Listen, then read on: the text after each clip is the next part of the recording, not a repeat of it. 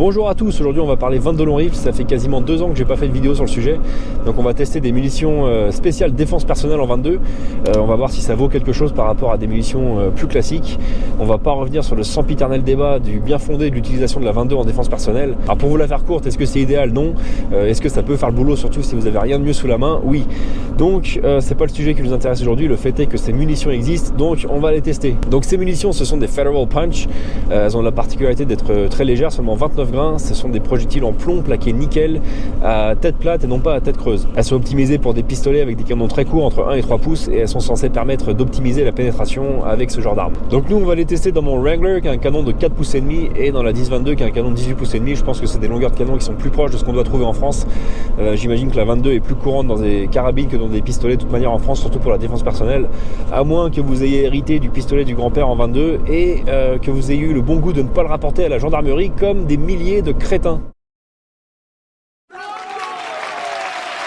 En tout cas, ça fait longtemps que je les avais pas sortis du coffre, donc ça risque d'être un petit peu moins spectaculaire que le 45-70 ou même le 44 Magnum, mais je suis quand même content de m'amuser un peu à la 22 et j'ai hâte de voir ce que ça va donner. Bon, rapidement, j'en profite pour remercier les gens qui sont passés par mes liens pendant la vente flash Black Friday chez Olight. J'espère que vos lampes vous plaisent, et pour ceux qui ont raté Black Friday, il y a la dernière vente flash de l'année qui commence aujourd'hui et qui dure seulement 4 jours jusqu'au 16 décembre.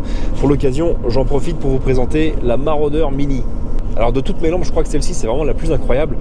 Ça sort 7000 lumens, donc vous avez des pleins phares de camion qui tiennent dans une poche de manteau. C'est une lampe d'exploration avant tout avec un mode diffus qui en gros vous éclaire n'importe quelle pièce. Chez moi ça éclaire carrément tout mon jardin en même temps. Et un mode très concentré qui sert soit à identifier un objet lointain, soit à aveugler. Et quand je dis aveugler, c'est vraiment dangereux, vous amusez pas à vous mettre ça dans les yeux. Il y a un bouton pour passer du faisceau diffus au faisceau concentré, et là ça fait vraiment mal. C'est pas une lampe de défense à proprement parler, même si elle est assez compacte pour être assez manipulable, mais elle a quand même une belle tête crénelée qui permet au cas où de faire rentrer les valeurs des droits de l'homme dans le crâne des récalcitrants.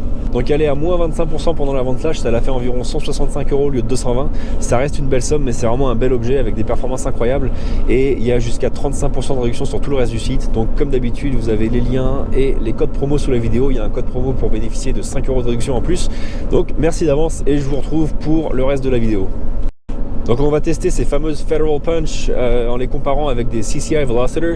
C'est des munitions à pointe creuse de 40 grains qui sont assez intéressantes en 22 et je les ai pas encore testées, donc ça sera l'occasion. Alors si je dois faire une prédiction, je pense que les munitions de défense personnelle risquent d'être assez décevantes.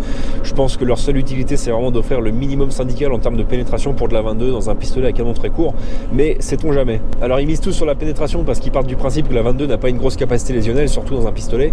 Le mécanisme de la blessure avec la 22, c'est vraiment l'action mécanique du projectile sur les tissus qui les déchire uniquement sur son passage. Il n'y a pas ce qu'on appelle de cavitation indirecte ou secondaire, c'est-à-dire via la fragmentation ou via un transfert d'énergie suffisant pour dépasser le seuil d'élasticité des tissus et les déchirer au-delà du passage du projectile. Donc au moins en maximisant la pénétration, même si on fait pas beaucoup de dégâts sur le passage du projectile, on se donne une chance de traverser les organes de part en part et d'avoir un trou d'entrée et un trou de sortie pour maximiser l'hémorragie. Je rappelle que vouloir dépenser le maximum d'énergie à l'intérieur de la cible, surtout avec des calibres qui font entre 100 et 200 joules pour espérer faire plus de dégâts, c'est vraiment un non-sens absolu. Ce qu'on veut, c'est vraiment avoir trou d'entrée, trou de sortie pour maximiser l'hémorragie. Donc sur ce, je vous retrouve dans le désert et on va voir ce que ça donne. Bon, c'est parti. Avant de commencer, je voudrais que vous me donniez votre avis sur la défense à la 22 en commentaire dans la configuration suivante.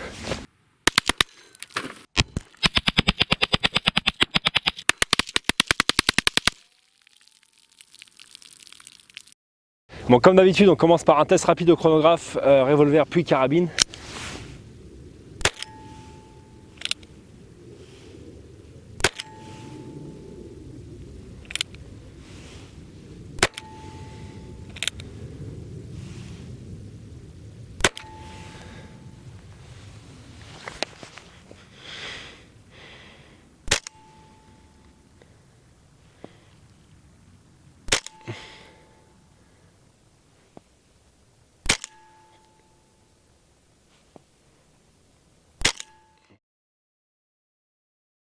Bon, des résultats assez modestes, environ 120 joules au revolver pour les Federal Punch, environ 120 joules pour les Velocitors, 200 pour les Federal Punch dans la carabine et 180 pour les autres. Donc bon, les Velocitors sont assez décevantes.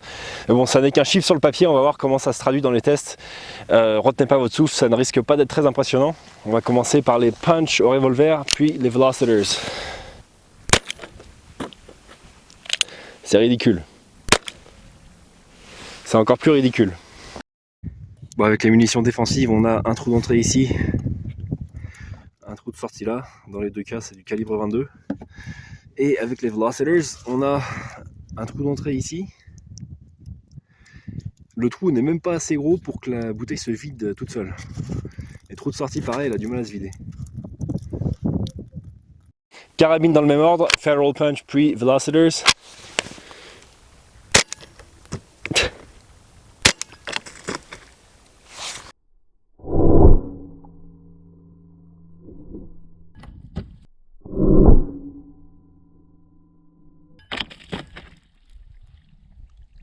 Bon, on a un petit peu plus d'énergie que tout à l'heure, mais bon, pas grand chose à dire, hein, c'est de la 22, donc on a trou d'entrée, trou de sortie de calibre 22.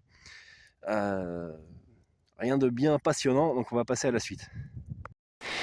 Bon, puisque ces munitions misent tout sur la pénétration, on va tester rapidement dans une petite plaque latérale de niveau 3, petite plaque par balle en Kevlar. Donc bon, je suis sûr à 99% que ça traverse pas, donc c'est même pas la peine d'essayer au revolver. On va essayer directement à la carabine.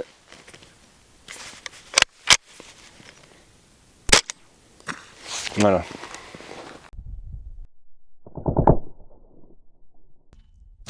Bon, maintenant on va voir rapidement s'il y a une différence entre les munitions défensives et les Velocitors à travers 4 couches de placo et une couche d'OSB.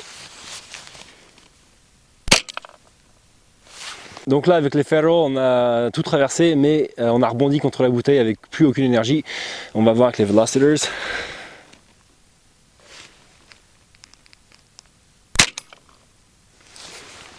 Donc avec les munitions défensives, on n'a pas traversé, on est venu rebondir contre la bouteille. Et avec les Velocitors, on a traversé un petit peu. On a un trou d'entrée, on n'a pas de trou de sortie. Alors les munitions qui sont censées pénétrer plus ont pénétré moins. Bon, ça s'explique tout simplement par le fait qu'étant plus légères, après avoir traversé tout ça, elles perdent suffisamment de leur inertie pour ne plus avoir d'énergie en arrivant à la bouteille. Et voilà le projectile de Feral Punch, après avoir traversé toutes les parois, est devenu mourir contre la bouteille, complètement déformé. Bon, on va passer à un test un petit peu plus sérieux, le gel balistique. On va commencer par le revolver.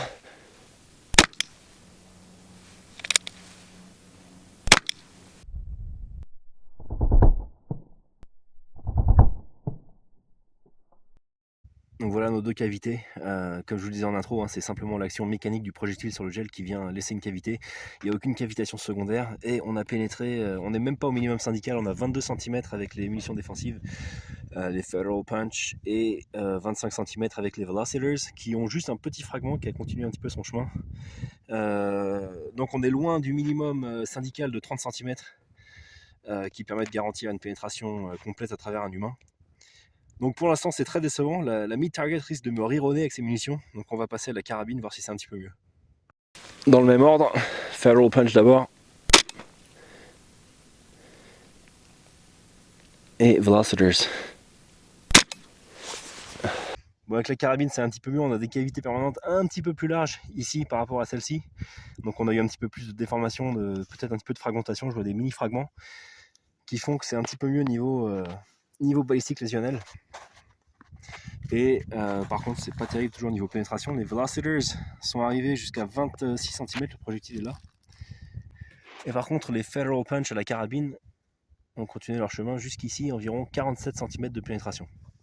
Donc c'est un petit peu mieux, c'est presque même considéré comme de la surpénétration. Rien de bien méchant, donc on va passer à la mid-target, on va pas faire ça au revolver, on va faire ça à la carabine, histoire d'avoir des résultats un petit peu probants. Je vais d'abord aller récupérer les projectiles pour voir à quoi ils ressemblent. Bon, j'en ai fait tomber une dans la neige, mais comme on pouvait s'y attendre, les Feral Punch ici n'ont aucune déformation. Ça c'est la Velocitor tirée depuis le revolver, et ça, celle tirée depuis la carabine qui a enfin un petit peu d'expansion. Bon, on va passer à la mid-target, le clou de ce spectacle qui aura été transcendant jusqu'ici. J'ai changé d'avis, je vais faire une de chaque avec le revolver et une de chaque avec la carabine, comme ça on verra bien les différences. Donc c'est parti.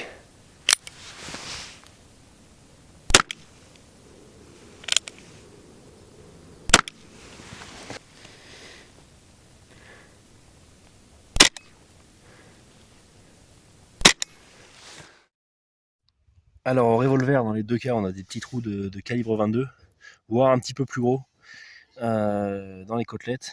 Même chose dans les côtes de porc. Les os sont un petit peu cassés, mais rien de bien impressionnant. Et j'ai retrouvé une Velocitor dans les côtes à l'arrière, dans les côtelettes à l'arrière, pardon, complètement déformée, donc après avoir tapé les côtes. Et La Federal Punch n'a même pas traversé. Ensuite, la carabine, on a des trous d'entrée beaucoup plus impressionnants dans les deux cas. On a beaucoup plus de dégâts, les côtes là sont bel et bien pulvérisées. Par contre, elles ont perdu beaucoup d'énergie en tapant les côtes, puisque j'ai retrouvé les deux projectiles exactement au même endroit, à environ 1 cm ou 2 de la fin du bloc de gel. Encore une fois, complètement déformé, mais encore une fois, pénétration insuffisante. Bon, pour conclure rapidement, ces munitions qui sont censées être bonnes à une chose, c'est la pénétration. On a vu que c'était pas spécialement le cas, du moins par rapport à des munitions plus classiques à pointe creuse.